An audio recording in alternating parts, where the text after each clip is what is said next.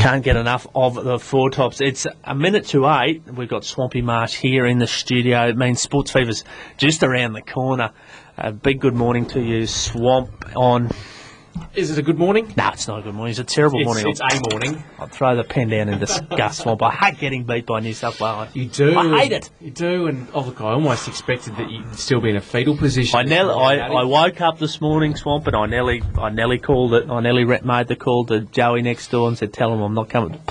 Just put the songs on, mate. Yep. But no, I had to. You got to face up in the face of defeat or something. I don't know. Look, it was a tough night for Queensland, and I think the worst thing is that we were probably legitimately beaten. We got dusted fair and square, Swamp. And now we're going to listen to New South Wales talk about domination and all these things. So this will be great. Yeah, and I heard this morning we were probably, or some commentators saying we were lucky that the scoreline was only 14-6. I don't buy that.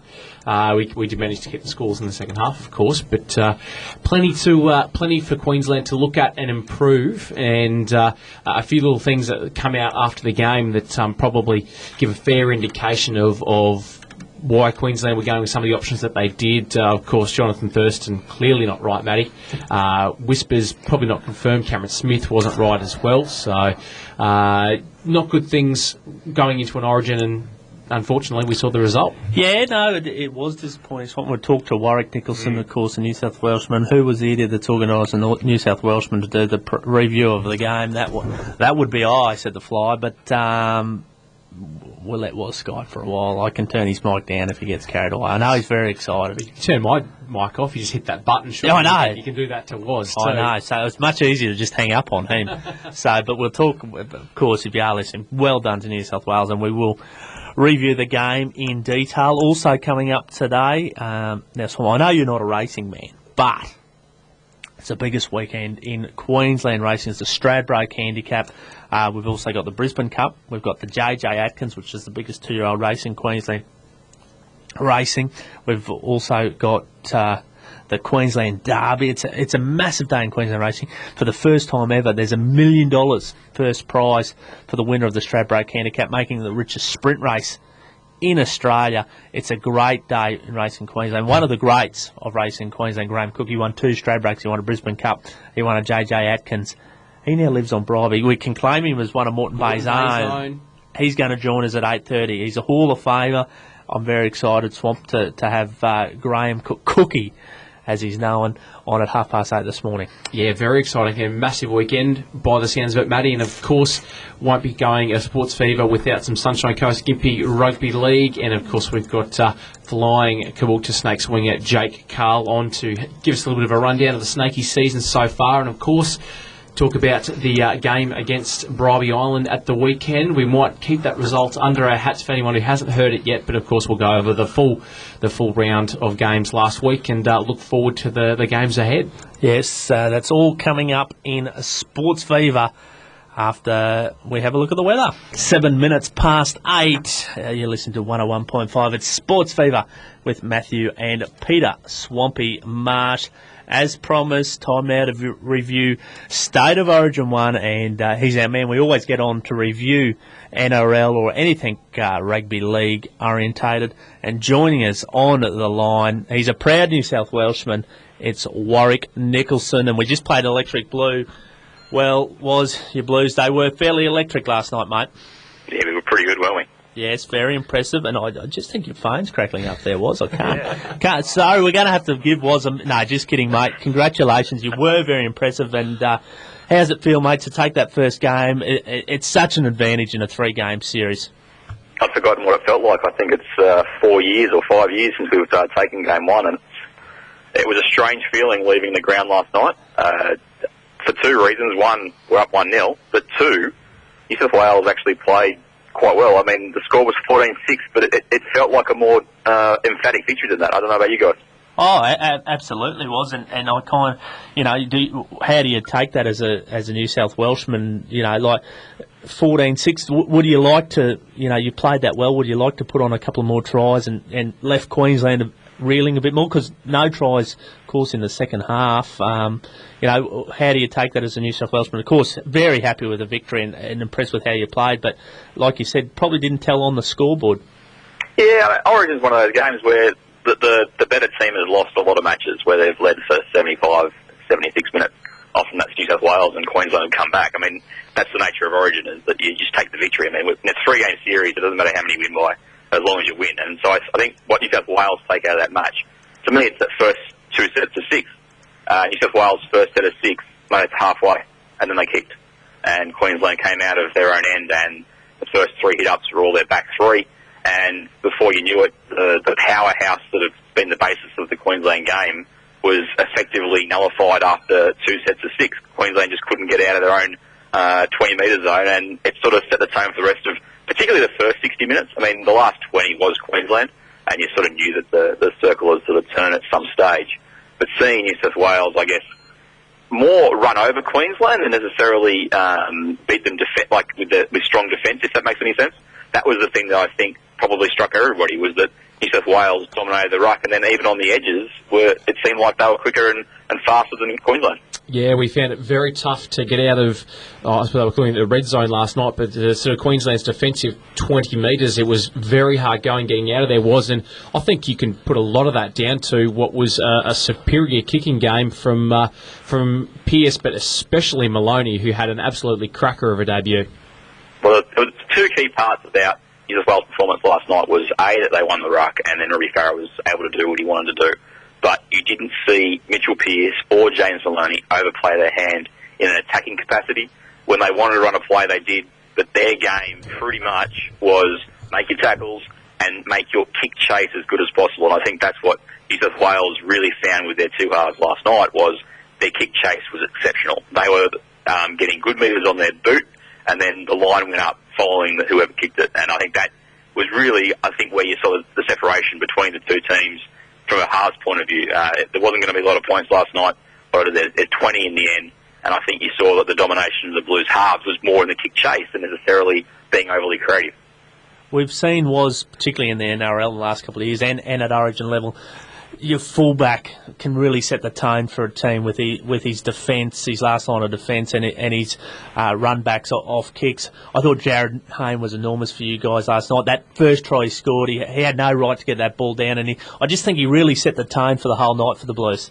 Well, for the last couple of years, Ricky Stewart's been saying, look, he's not a fullback at Origin level. We've got to have him in the team, but he can make an impact in the wing. Well, that's not true. I'm sorry. I love Ricky Stewart, but I think he's 100% wrong there, is that you see the value of a dominant player in the number 1.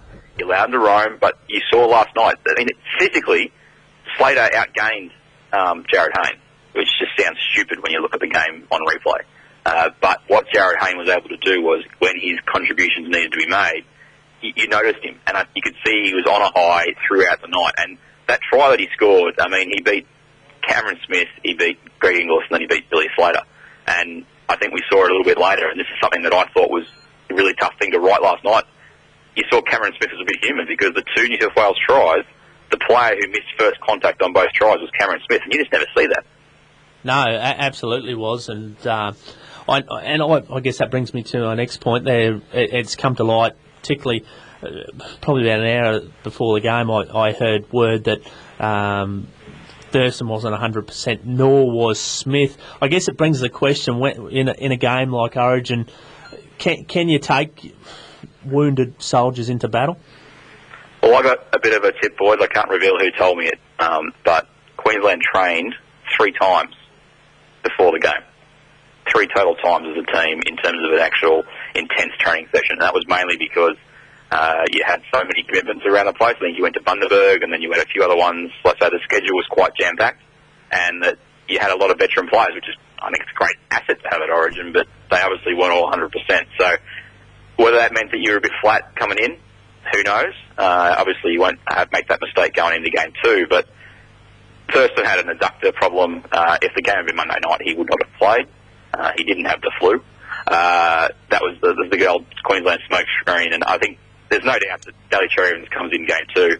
And the real question, boys, is which of those 84 back rows that you picked on the bench do you get rid of? And that's a really good point, I think the whole idea was that we were supposed to have this big mobile back row there that was going to make some line breaks and really make some meters, and none of them stood up and did, who was, I thought, another one of your better players of the night. What Luke Lewis did was find some holes in a tired defence late in the game. Gillett, Teo, McQueen, Parker to a lesser degree, but none of them were able to do what Luke Lewis was, and that's what they were in the team to do. Well, New South Wales have made that mistake for the last few years. They keep picking a majority of back rowers on their bench. I mean, last night you can argue they only had technically one in Fafita, but Merrin's played front row. Watmo plays like a middle forward anyway. What you saw was an inability to give a back rower who needs game time. And so by the time they actually got to McQueen or they got to Gillett, they couldn't use him in a capacity because A, New South Wales had won the ruck, and B, Queensland needed their bigger men back on the field at the end of the match to try and get some sort of roll on. And I think what you definitely saw was the Queensland model, which has been great. I'm not trying to discount that at all. But yeah, I think you saw that there was a need that Sam Thaiday and Nate Miles had to play up at front row. You should have brought Shillington off the bench perhaps, and it just allowed you to get a bit more value from a Gillett or a Ben Teo, because you just saw that the game didn't dictate bringing on a back rower to make a difference. No, and we spoke about this prior to the game on your podcast. I think Queensland went in a bit light. I think Kennedy should have been on the bench. I guess their hand was forced somewhat by the injury to Ben Hannah prior to selection, so it'd be interesting to see how they go for game 2. But I do think we'll certainly see some shuffles to that bench that will probably, I'd say Kennedy and Ali Cherry Evans will make their way into that side somewhere. Yeah, Hannon's probably not too far away. Knowing Queensland and Ben Hannon, he'll probably end up making his comeback in Origin too. I just think that the thing that you saw there was when New South Wales made a change, it made an impact. And because of the way that the game had been dictated, when Queensland made a change, you didn't notice it. Yeah, it was one of the big talking point outside of the wonderful game of football was, of course, Paul Gallen's scuffle on the stroke of half-time. We're a bit of a divided studio here this morning. On my end here, I thought, Origin or not, it was terrible and he should have had 10 in the bin. I understand that and fully appreciate that in Origin there might not be 10. There might be a little bit of extra attention in the tackles, but a swinging arm that he instigated, then 2 or 3 punches square on the chin of Nate Miles, who had not reacted or done anything, had to be 10 in the bin for mine. How did you see it as a New South Welshman? Look, I was sitting there controlling the NRL account on Twitter, and I couldn't technically say anything at the time. I think I mentioned that something happened in the middle of the field. Look, it's not like we haven't seen a couple of the front rowers throw punches in the past. The thing that hit me about it was, and probably hit Nate Miles as well, was that they were clean shots. Now, when they're clean shots, generally the referee is almost forced to take action. What probably stopped the 10, and I would actually agree with you, Peter, I think he should have been sat down for 10. But the problem with sitting him down for 10 is that the referee is almost duty-bound to sit down Nate Miles for 10. Not that he actually made any real contact with his punches, but that he engaged afterwards in some sort of melee. That was the problem that the referees faced was, look, if we sit Paul Gallen down for 10, do we have to sit Nate Miles down for 10? Now, I don't know about you, but if that had happened, would Queensland be more frustrated with Nate Miles sitting down for 10 than Paul Gallen not getting sit down for 10? And that's the problem that they faced. I thought it was not necessary. Paul Gallen gave his reasons for why he stood up. Whether he should have stood up with a couple of punches, I don't know, but he gave the reasons that he wasn't happy with how Nate Miles had sort of handled himself in tackles. Whether that's right or not, I don't know, but the fact is the referees were in a position where if they'd actually taken further action, they probably had to do it to a Queenslander. Yeah, me and Swamp had a quick talk off air about, look, my thing was it was Origin. We seen last year a couple of 10 in the bins, and I think at an Origin level, and like you said, they probably had to send both guys off. Yeah, I was happy enough from it, and I've said this before. Paul Gallen is the closest thing to Wally Lewis, captain-wise, that we've ever seen for New South Wales. How he can dictate to a referee and somewhat manipulate the referees. He changed the course of the game. He knew only a couple of minutes before half-time the last thing that they wanted was a Queensland try. Queensland looked to be getting a little bit of momentum on.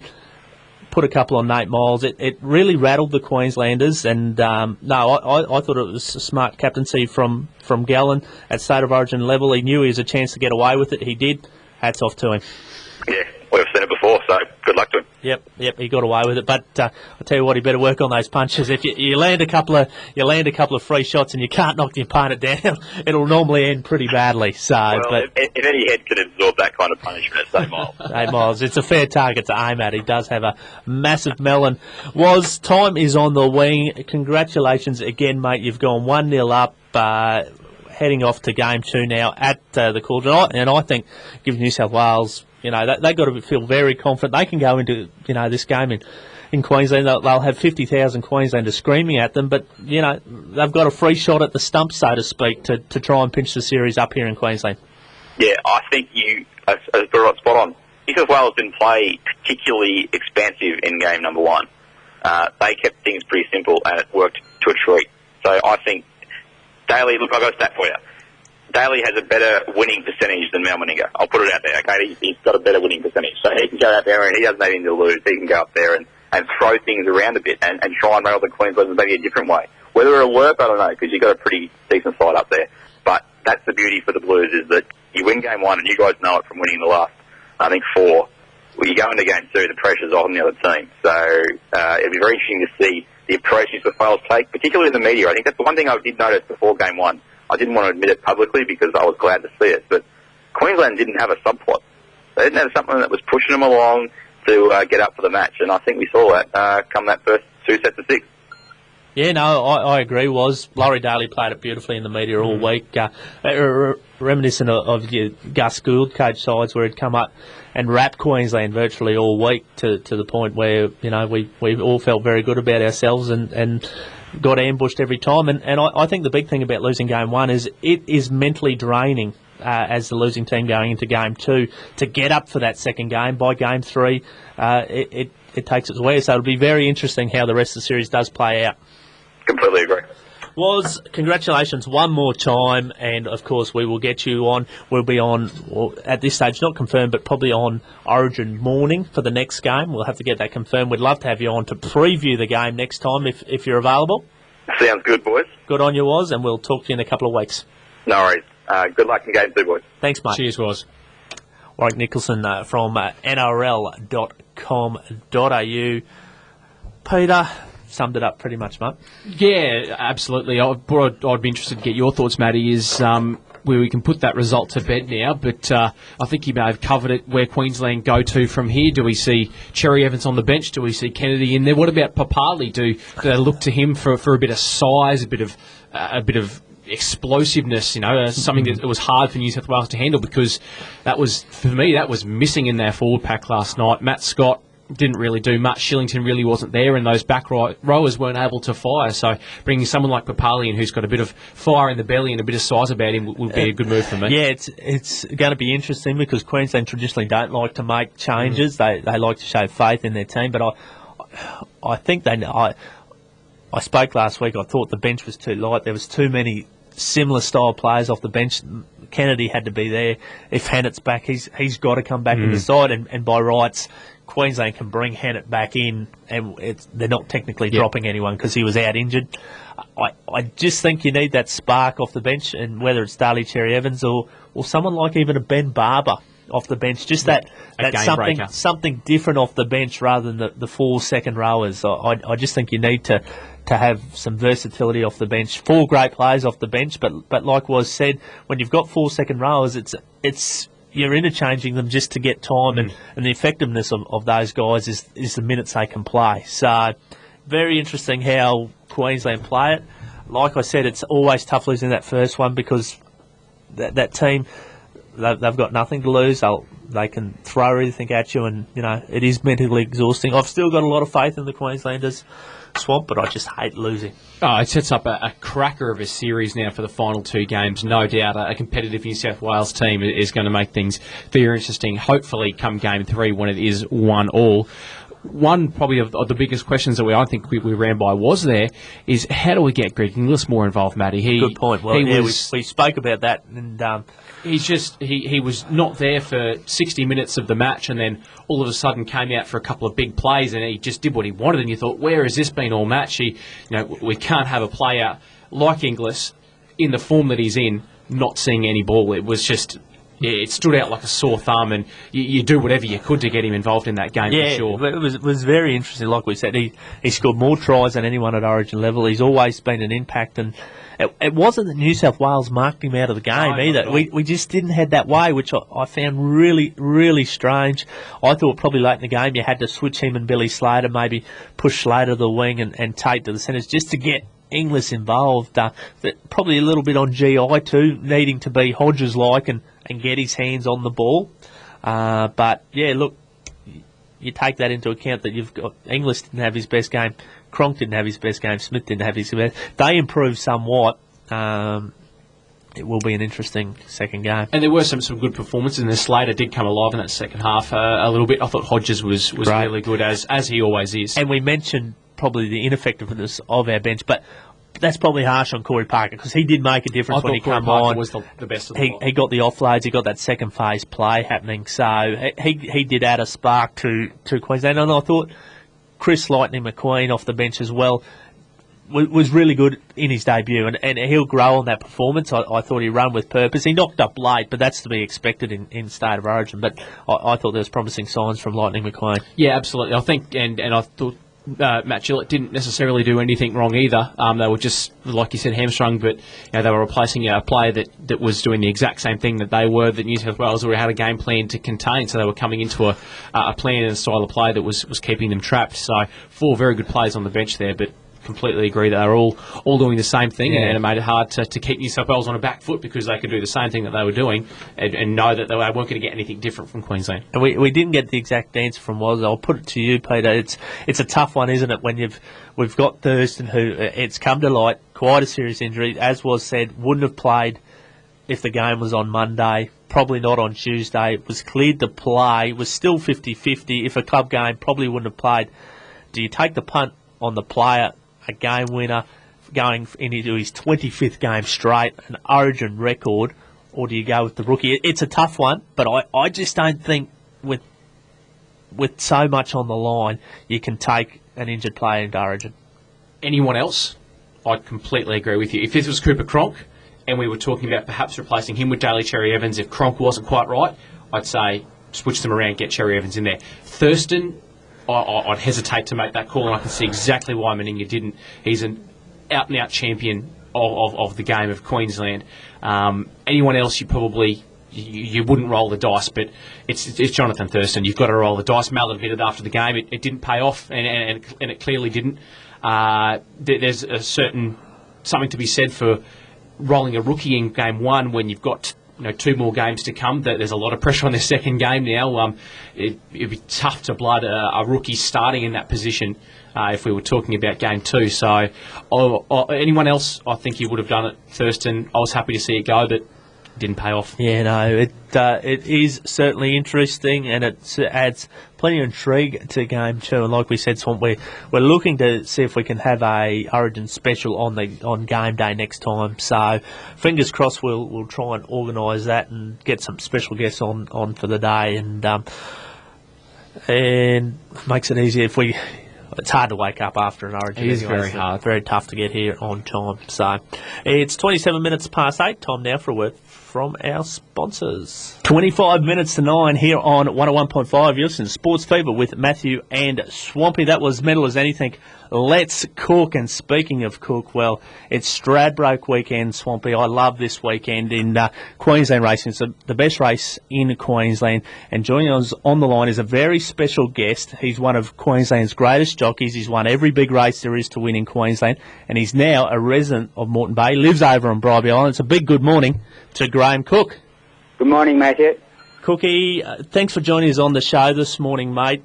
You must love this time of year. We've seen you at your best always through Brisbane's big races. You won the Big Four. What's Stradbroke Day mean to you, Graham? Oh, well, as it comes out, Stradbroke Day is just another race day, but the race itself just has a bigger prize money, a bigger prize at the end of the day. Virtually just still a race. Yeah, that's right. And that's, I guess, how you've got to go into it mentally as a jockey? Well, that's the mental side of it, that you can't think about it, the prize at the finish. You've just got to think about what your job is and how you go about it. Exactly. Now, you won 2 Stradbrokes yourself, Graham. The first one in 75 on Speedido. Take us through that one for legendary trainer Jim Griffiths. Yeah, well, in that year, Speedido just struck a purple patch. He runs second in the lead-up race to the Stradbroke, and it was a fairly good run. And we were reasonably confident that he'd race well, but obviously we didn't. We thought he could win, yes, but we didn't think he'd be able to win the way he did. And you had to ride him the way he wanted to race. And that was, he had to get back in the field, we knew that. And you rode for luck, and fortunately I found a passage through. And the rest is history, as they say. Well, they say that's it, the rest is history. He won that, and he went on to win the Doomben 10,000 the same year at his very next start, which was a month behind the Stradbroke. But the horse had improved, and actually going into the 10,000, we just thought he was unbeatable. Well, which was, and so it proved to be true. And of course, things have changed. And just on that point, that with the 10,000 after the Stradbroke back in those days, we now see it before the Doomben Carnival becomes before the Eagle Farm Carnival. And I guess the other big thing, and you've won Brisbane Cups, of course, on the legendary mode. That used to be on the Monday after the Stradbroke as well, didn't it? It was a kind of a correct, carnival. Yes. So it was always spread out. They've compressed it now so that it's virtually run in 3 weeks, not 3 months. Yeah, and what are your thoughts on that, Graham? Do you think it's for the better or the worse? Well, my opinion doesn't really count because they've done it, but to me it doesn't give every horse every chance when they've got 2 or 3 big races on the one day, where one horse may have been able to run in 1 or 2 of those races, or 2 or more of those races, I should say. And they don't get that chance now. Yeah, I tend to agree. I think that's a really good point. Turning our attention back to your other Stradbroke winner, 12 years after your first one, in the twilight of your career, you saluted on Dancing Poet for Bill Calder. Take us through that one, Graham. Well, I actually got the ride because Shane Scriven was his usual rider, and the horse only had 49 kilos, so Shane couldn't get anywhere near that, obviously. He struggled with weight all his career. And he and I have always been very good friends. I helped Shane a lot when he was younger and coming through. And he talked to the owners and Billy Calder, and they decided to approach me and see if I could ride him because I could ride at that weight. And I got the ride, and Shane was very confident the horse would race extremely well. And I didn't know the horse. I'd never been on his back before. And I went to the race, and by the time we got to the half mile, I knew he was going to win the race. That must be a pretty good feeling. Wait, take us through, obviously we haven't had the experience to be a jockey. When you're at the half mile, that far out from home, and you know the horse is going to win, does it take an extra amount of control to, keep your mind on the job? Oh, yes and no. All you can do is handle what your horse is doing and what you're doing yourself. And you can't control any other horse or any other jockey in the race, and you've just got to ride accordingly as the race plays out. Yeah, no, that certainly is a good point. Now, turning our attention to other Stradbrokes that you didn't win yourself, Graham, any other Stradbrokes through time that stand out to you as a favourite or for any other reasons? Oh, that is difficult to ascertain because there's so many of them. But I think one, when I was only an apprentice, I saw Wiggle as a 2-year-old win the race. Now, that to me was just something totally, out of the box and a magic moment. Yeah, and something that's never been repeated back in 1958, Wiggle saluting in the Stradbroke. As we said, the other big race on the day is the Brisbane Cup. You won that on mode. Graham, take us through that victory. Yeah, well, Mode, obviously, as everyone knows, she was only a little pony, and she had a brilliant 3-year-old year, winning the Oaks, by panels that year, and then she won the Brisbane Cup. And then, won the Grand Prix, beating all the colts as well. And that in itself was an effort, because she had to carry the same weight as them, because she had won a Group 1 Oaks. She was penalised. At that time, the Grand Prix was run on handicaps and allowances. And because she'd won the Oaks, she got handicapped, and the colts who hadn't won a Group 1, they got the allowance. So she virtually carried the same weight as all of them, except the horse that ran second, that was Planet Kingdom. He had to carry 9 stone. So it's 57 now. I can't remember those things. And she had to carry the normal weight of 8 stone 10, where fillies that hadn't won Group 1 races got in with 8 stone 3. Yeah, a mighty effort, and she was a mighty little horse, was Mode. Now, Graham, these days you reside on Bribie Island, I believe, and we're proud to claim you now as a Moreton Bay local. How do you find life living on the island? Oh, it's a different world, Matthew. It's a different world over here. Everything's just so easygoing and casual, and that suits me. Yeah. I don't need to be in a rush anymore, so we chose to live here. Yeah, it's certainly a nice part of the world. And how do you fill your days up on Bribie? I believe you like your bike riding these days? Yeah, so I get on my bike and I ride around the island. Most days, not every day, but most days I will have a ride on the bike, depending how I feel and depending what the weather does. Well, that's the beauty of retirement in Bribie Island. You can dictate to the island. Graham, There's no timetable. No, that's it. That's it. You just go with the flow. But it's been a real pleasure having you on the show this morning. We really appreciate it, and we're proud to claim you as a local now these days, and reminisce about the great Stradbrakes that you won. Thanks for joining us on the show this morning, Graham. That's okay. It was my pleasure, Matthew. Thanks, Graham. Cheers, Graham. Thank you. Bye. Graham Cook there, Swampy, a real legend of Queensland horse racing, mate, and reminiscing about some of those great victories. Wonderful to have a legend like him, as we said, as one of our own now. Wonderful to claim him. And, matey, I love your enthusiasm coming into this weekend. As you said, I'm not the biggest racing man myself, but your enthusiasm just gets me excited. Any tips for the Stradbroke you're willing to throw out there? Yeah, well, it's actually got a real state of origin feel about it itself, Swampy, because at the top of the market there's 4 horses, 2 are Queenslanders, 2 are New South Welshmen, so it's got that origin feel about it. They're all 3-year-olds, so they're all younger horses at the top of the market.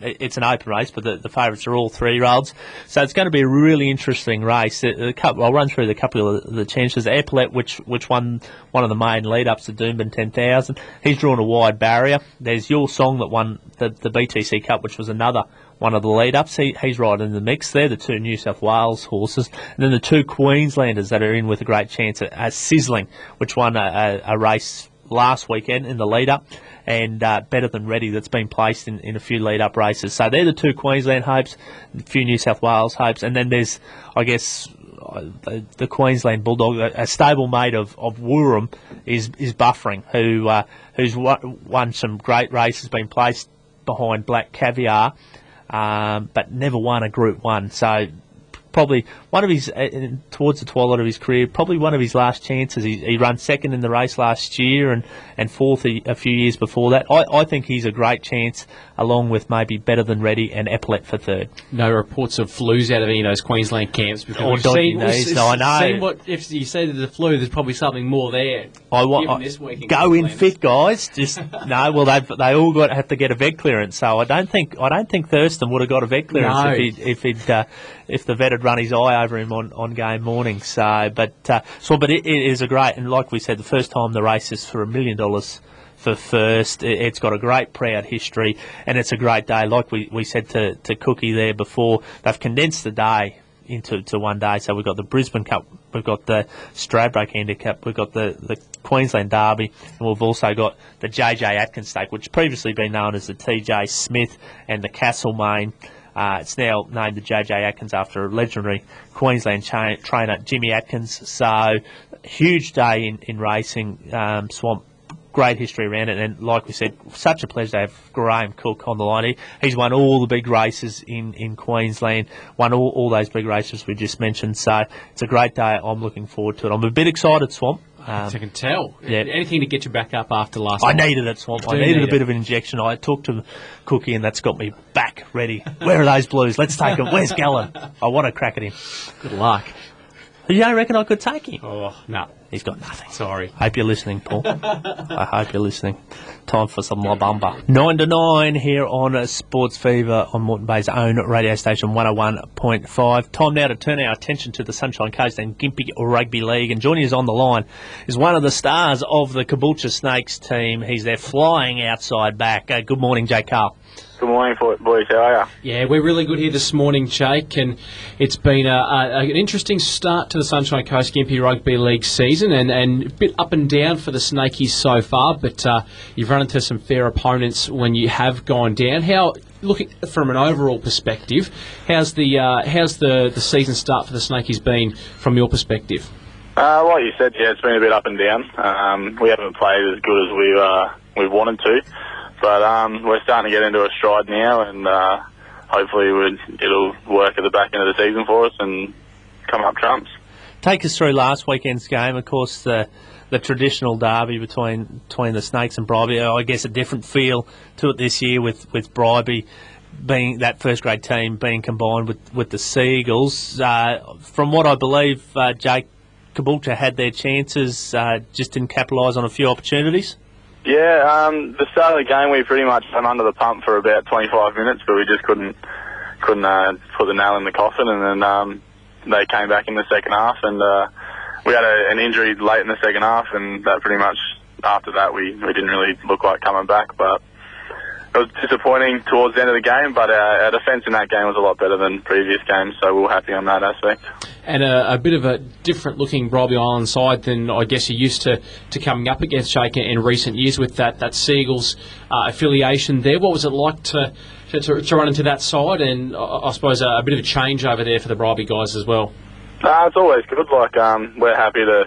It's just a big challenge now. Like these days, this year it's a lot different. The comp's a lot stronger.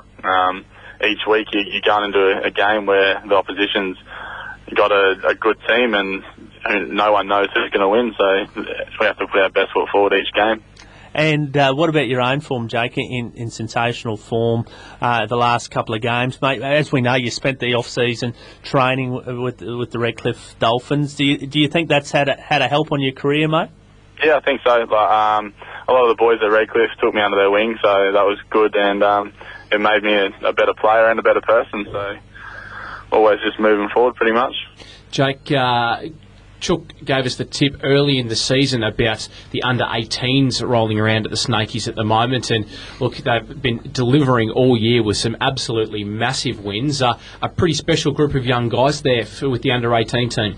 Yeah, they got a lot of boys there. There's a lot of competition to get a game each week, so that's good. They're always giving us a bit of a run for our money, so it's always good to see that in the younger grades. So it looks good for Caboolture in the future. It certainly does, a star-studded team, and a lot of talk about those 18s. Everyone wants to tell me how good they are going, but Chook Tomlinson did tip us off at the start of the year that they were going to be a team to watch. Now, Jake, we head into this weekend's game versus Nambour at the Snake Pit, which is always good to have a big crowd on a cold night down at the Snake Pit. The first game, those under-18s we speak of at 3:15, reserve grades at 4:45, then the main game at 6:30. Jake, can you reveal any changes to the team this week that you know of, mate?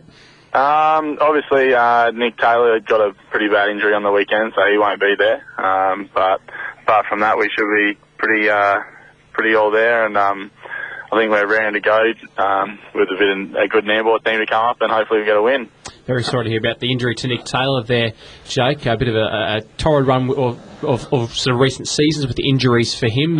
Nambour's probably found themselves in a bit of a similar position that the Snakes had in that the start of the season been a bit up and down for them. What are you expecting on Saturday night against Nambour? Nambour's always a tough game, so we've just got to get in that arm wrestle, and hopefully we're the team that steps out better and walks over the points. Yeah, fingers crossed. And like we encourage everyone to get down there to the Snake Pit on Saturday night. It's great to always play in a big vocal crowd at the Snake Pit, isn't it, Jake? Yeah, it's good. Always good. Certainly is. Jake, we appreciate your time this morning on Sports Fever. We're right behind you this year in 2013, and we look forward to talking to you again probably in a couple of weeks' time. All right, cool. Thanks, guys. Thanks, Cheers, Jake.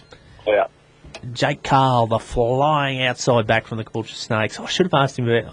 I've dropped off in the last couple of weeks. Remember the race? I'm going to have the fastest person in Caboolture He Sport. would be right up there. He has got a I wonderful think turn of he's the form. favourite early markets. Oh, I don't know about that. Some of those Union boys, Jay Forrester there from Caboolture, very, very quick, but Jake would be right there, I think. I'd hate to race him to the bar for the last lemonade. Oh, yes, You'd absolutely. go thirsty, for sure. Absolutely. Now, the rest of the games this week, how do we go tipping-wise last I week? don't have the sheet with us, Matty, but I think you got me. No. I I believe you got me because I had the Seagulls over the Snakies, so I got you there. Yeah, and then I got the others. You tipped the Pirates, Yep. who got up. I got the mail you about the did, Pirates. and in Bruff, you trust. I'm never tipping against Robbie Bruff I again. told you that Never last tipping year. against Robbie Bruff again. So you never seen Family Feud. You didn't No, know you didn't. you didn't know the pro that he was. See, that's your problem. So I think you got me by one point again last week, Matty. So Okay, well well, done. Hats off. righto. This week's Swamp. I'll write these down.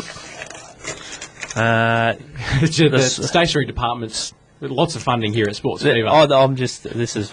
We're writing it in shorthand here. The Coolum versus Calandra at Maroochydore Swamp. Tough to tip Calandra. They've had a terrible start to the season, so I'm going to have to go Maroochydore at home. Yeah, the Swans. There are specials. Caboolture and Nambour at the Snake Pit. At the Snake Pit, I will be tipping the Snakies. They've been up and down. They were down last week. They'll be up this week for sure. Snakes will put a score on them there. They So will. that's the tip. The Pirates take on Kawana. Two of me kind of favourite teams away from Caboolture. Tough one. Well, I've just made the call, and Bruff we trust, so I've got to go. You Kawana. might be the knock on this, but Right. I've got to stick with my man Bruffy, and then finally this will be a crackerjack game up Great there in game. Gympie. The Devils take on the Bribie Island Seagulls in Gympie. Ooh, tough game there. I think I'm going to go for the Seagulls. They're hitting some very good form. Yep, I'm with you, Swamp. So There you it's a null and void. all bets are off. We're all the same. So So you've got 2 points on me so far. I'll just keep tipping the same for you all year. Can't catch me. Quickly in Red Rooster Cup, we've got Beerwah and Yandina. Kilcoy play Palm Woods. They're both at Kilcoy on Saturday, so get along to Yowie Park. And then the other games are Mary Valley, Birch, Beachmere and Coolum and Pomona at Coolum doubleheader on Saturday as well. Now, Swampy, very, very quickly. Queensland Cup. Unfortunately, the Dolphins only getting away with 1 point against Burleigh, but I tell you what, 12-0 down early.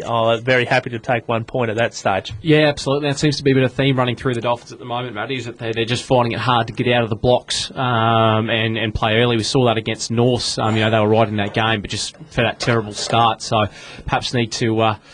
I don't know what they need to do, but need to get out of those blocks a little bit early because they've got a team there that compete once they're on the field and turning up to play. Trailed that whole game versus Burleigh until the last 3 minutes. Tui Samoa's dived over from dummy half. We've levelled up. And then, would you believe, in the last 2 minutes, we had two shots within 30 minutes of field goal that have just drifted wide. So I think if we could have pinched a 1 point field goal there and won, could have really turned our season on the head. But anyway, they're off to Mackay this weekend. That game is Saturday night up there in Mackay. So best luck. And Zach Strasser back this weekend. And I'm not going to let you close the show without mentioning it. Miami through to the NBA Finals as well. San Antonio Spurs starts today. Tomorrow, I think it is. Tomorrow, yep. Thursday in the States. Well, yep, good luck, Swamp. Good luck with that. Good luck to the Dolphins. Good luck to the Snakes. Good luck to all the horses. If you are having a bet in the Stradbroke, and if you are betting, please bet responsibly. We will be back next week for Sports Fever. I might be in a better mood. It's a week after. I normally come good a week after. So stand by now for the national news.